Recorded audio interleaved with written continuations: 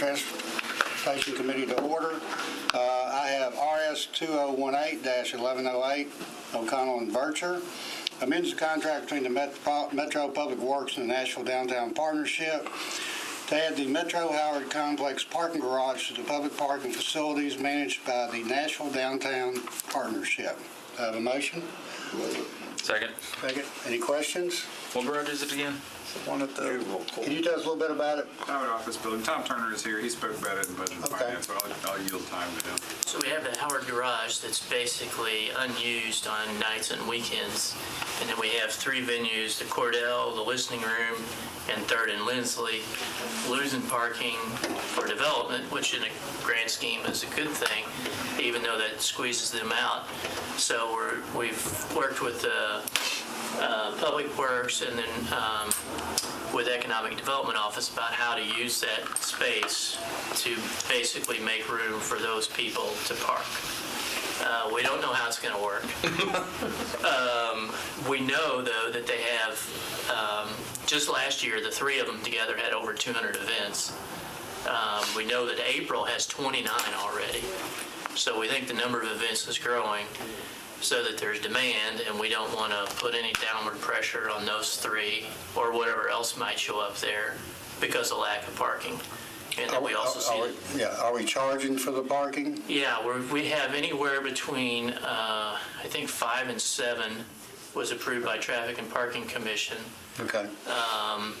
Russell would have been here, but he's down in the back and he knows more, so he would know exactly, and he could tell you all the operating hours. I know we have a form fill that's, we've worked with General Services too on the other users of the garage, so if the Planning Commission goes late or is scheduled or those things, that there's not going to be a conflict. Okay, what about the open space parking up there? Is that going to be available too or not? Right now, and we're really looking more at Howard Complex. So the first thing we would use would be the surface lot between all the buildings. Right. And then go overflow after that. Okay. We have to see what the demand's going to be. It's, it's kind of hard to tell. We know that the big lot that 3rd and Lindsley uses comes offline next month for construction of an apartment building. So that's what we're trying to, we're all trying to figure it out together. Okay. Any other questions? You good, Freddie? All in favor? Aye.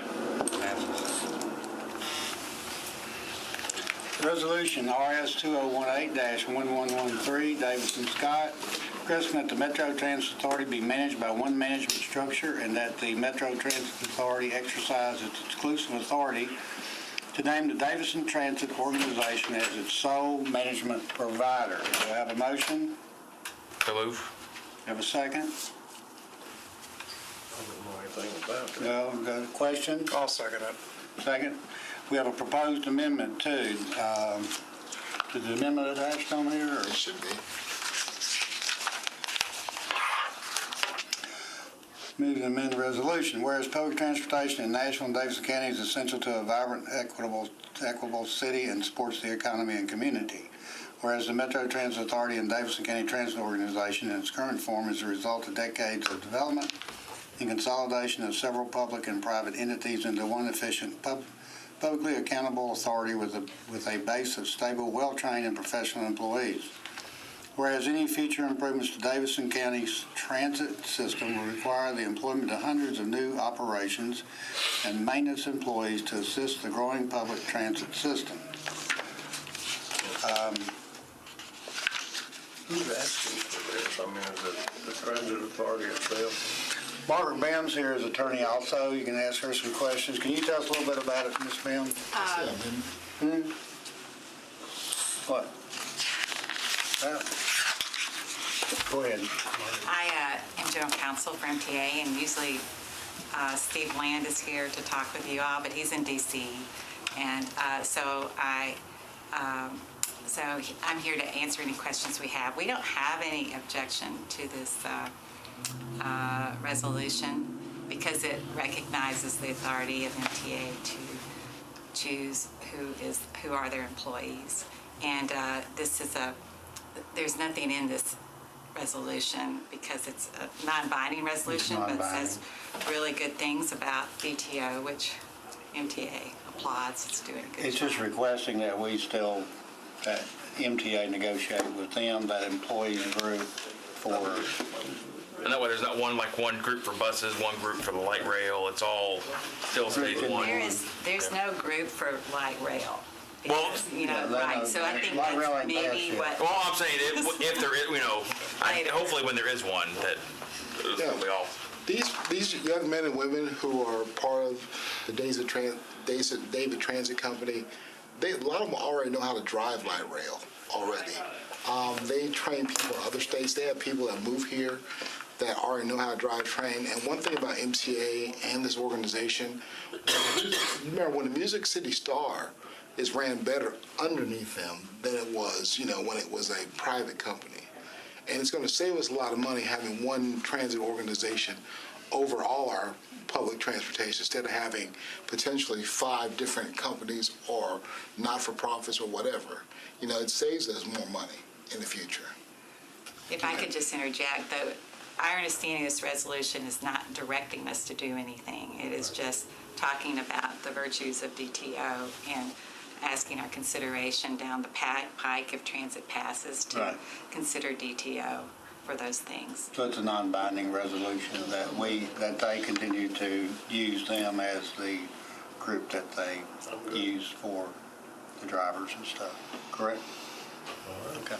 And I just wanted to make sure that those 3 provisions are in addition to what we had already seen in the resolution. and not This is an addition, right? Not a substitute. Your amendment. Just look at Yeah, it's moved to add. Yeah. It's moved to add, okay. Just adding that. That's why I was making sure. Right, Okay. that's all right. All right. Thank you. I move the amendment. You have a second? Second. All right, all in favor as amended? As amended. Aye. Pass. Okay, we have BL, thank you, Councilman Davis. Thank you, gentlemen and ladies. Thank you, Ms. Ben. BL 2018-113, Hurt, O'Connell and others, referred to the ECD Board. Let's see, change the name of a portion of Charlotte Avenue to Dr. M.L. King Jr. Boulevard. And Mr. O'Connell's not here. Ms. Hurt's not here. I don't have a vote. I'm not on it, but can I move approval if I'm not on it? You're not on it. Yeah. Are you on it or not? I'm I'm going to not. go find them. If you would, please. I'll skip and go to the next one. I guess. Hey, BL 2018-1120, Hager, Benet, and Elrod. This abandons a portion of Hadley right-of-way. This is my bill, what it is. Me and Darren Drake have been working on it for 6 months. A portion of the boulevard near Berryville, which is close to Hopewell, you know what I'm talking about. Supposedly, the tax maps show the people having 170 feet depth to their property, but on their deeds it says 150 feet. So supposedly years ago, when they widened over the boulevard, they were going to go 20 feet to that side, but they went 20 feet the other way. So all this does is say, okay, we're abandoning that 20 feet if they've got 20 feet. So this is like they cut off the wrong leg, basically. Basically, Like in surgery. yes. Okay, this is. So I didn't know you could do that with a road. we had one constituent raising Cain because he said his deed showed 150 feet and he didn't want to pay taxes on that other 20 feet in the front. And I'm like, okay, we'll abandon it to make sure you've got your. I mean, I 170. appreciate his just fighting that.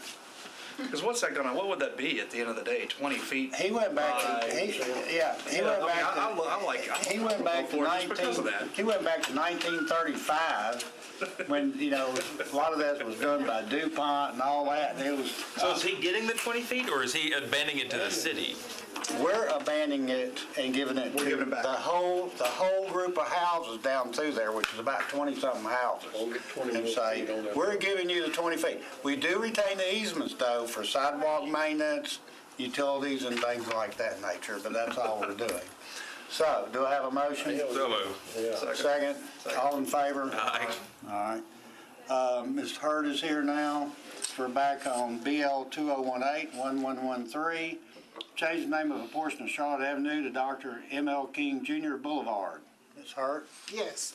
So basically, this originated at another location, but the councilman of that location wasn't comfortable with bringing this to that community. So when in our discussions, we thought that the Charlotte Avenue would be a great change. And the councilman in the district approved our moving forward with this. Is that Councilman O'Connell? Yes, it is, Councilman O'Connell. And the thing of it is that Charlotte Pike or Charlotte Avenue is 13.5 miles long. And we're only asking for 1 mile, which is going to go from 12th Avenue to 3rd Avenue, and it will end right there in front of the witness walls where the civil rights movement monument that the city did just dedicated last year.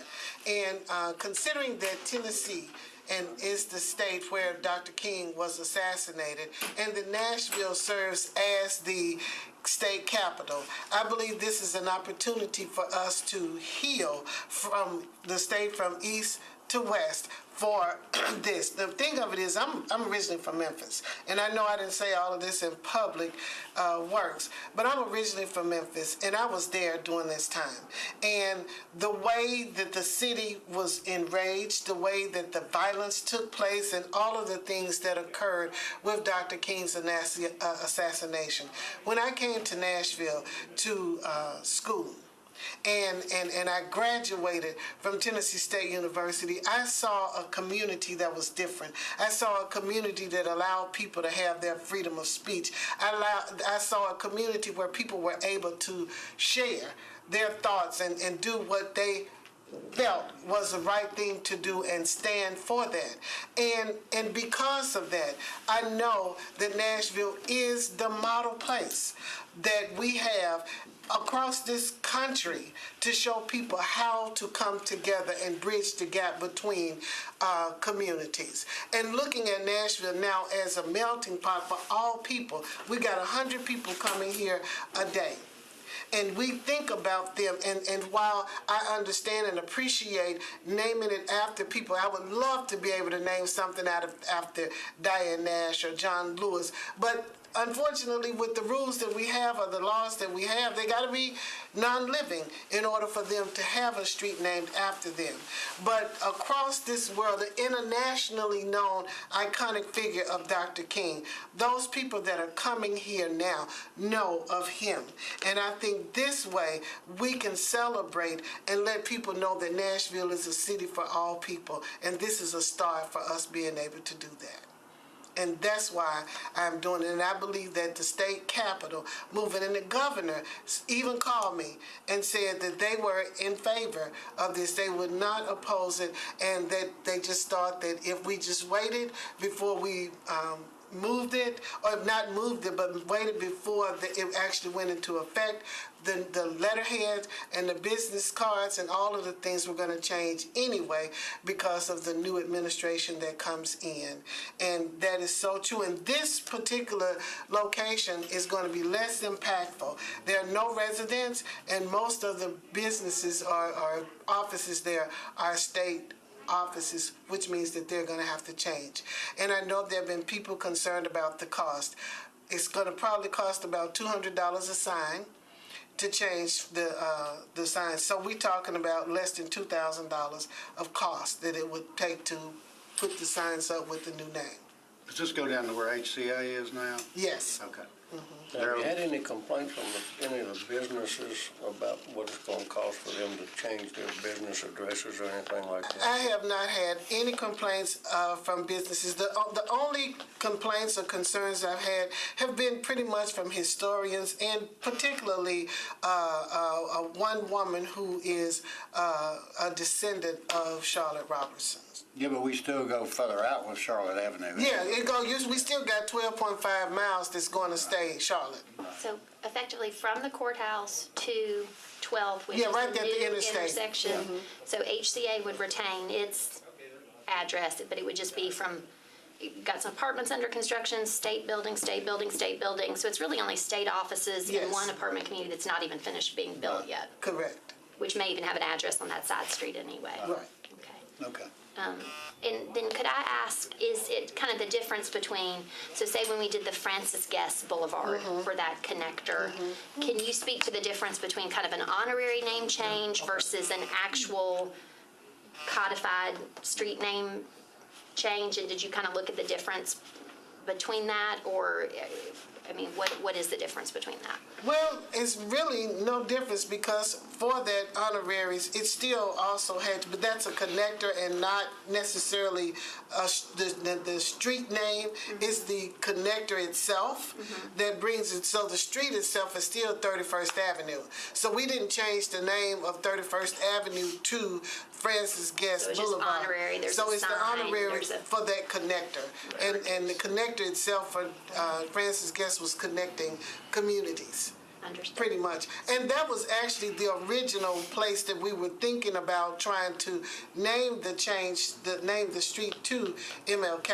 But because there's been so much going on in that community, Councilman Kendall felt like it was just too sensitive of a topic at that particular time to take it back to the community. So we talked about it and agreed upon Charlotte Avenue. So then the governor's office supports it? Yes. Okay. Because they're changing administration, so all those folks will be out Right. in January anyway. All right, do I have a motion? So, second. All in favor? Aye. Passes. All right. Thank you all very much. Thank you very much. I didn't realize